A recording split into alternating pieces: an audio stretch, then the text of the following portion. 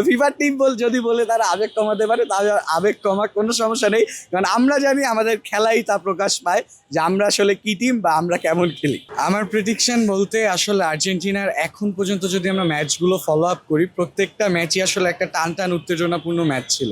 কারণ আমরা যদি দেখি যে লাস্ট আমাদের সাথে মিশরের যেই খেলাটা, সেটাও একটা লাস্ট টাইমে এসে আসলে গেম চেঞ্জার হিসেবে কাজ করে।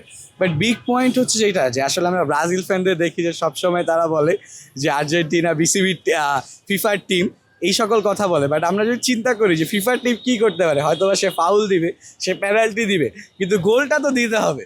অবশ্যই আর্জেন্টিনা যদি ফিফার টিমও হয়ে থাকে, তো সেই ক্ষেত্রে আর্জেন্টিনা ভালো গোল দিতে জানে, আর্জেন্টিনা ভালো গোল রাখতে জানে। তো সেই জায়গা থেকে আর্জেন্টিনার প্রত্যেকটা ম্যাচই কোয়ার্টার ফাইনাল লেভেলটাও খুবই উত্তেজনাপূর্ণ ম্যাচ, প্রায় 120 মিনিটের খেলা হয়ে গেল।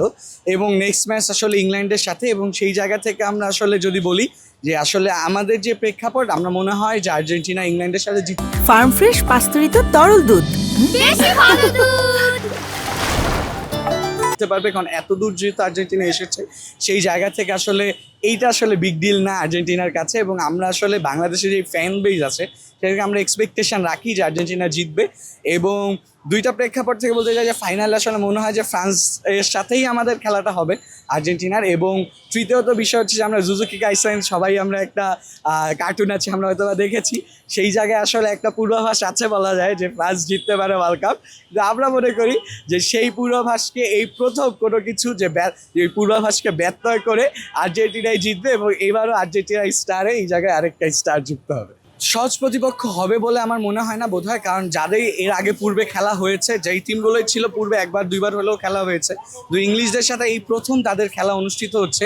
তো সেই জায়গা থেকে মেন্টালি প্রিপারেশনের জায়গা এবং একটা এক্সপেকটেশনের জায়গা থেকে একটা ল্যাকিংস আছে, কারণ পুরোটাই তাদের গেম অবজারভেশনের উপর ডিপেন্ড করে হচ্ছে গেমটা হবে। সো সেই জায়গা থেকে যেহেতু প্রথম খেলা, একটু তো প্রতিদ্বন্দ্বিতামূলক হবেই, এবং পজিশনগুলো বুঝতেও একটু সময় লাগবে বলে আমি মনে করি। এইটা আসলে বাংলাদেশের একটা কালচারিস্টিক আসলে ব্যাপার হতে পারে, একটা সোসাইটির জায়গা থেকে বলবেই, কারণ তারা তাদের জায়গা থেকে তারা রাউন্ড অফ 16 থেকেই বাদ পড়ে গেছে। তো তাদের তো একটা আবেগ আছে, আমরা চাই সবাই সবার আগে আবেগ প্রকাশ করার জায়গা পাক। তো তাদের তো আবেগটা কোনো মতে কমাতে হবে। তো তারা যদি ফিফার টিম বলেও তাদের আবেগ কমাতে পারে, আমরা খুশি, কারণ আমরা তো জিতছি, আমরা খুশি হবই। তো আরেকটা টিমের তো যেহেতু এত সংখ্যক সাপোর্টার আছে, তাদের তো আবেগ কমানোর জায়গা রাখবে। তো ফিফার টিম যদি বলে তারা আবেগ কমাতে পারে, তাহলে আবেগ কমা কোনো সমস্যা নেই, কারণ আমরা জানি আমাদের খেলাই তা প্রকাশ পায় যে আমরা আসলে কি টিম বা আমরা কেমন খেলি।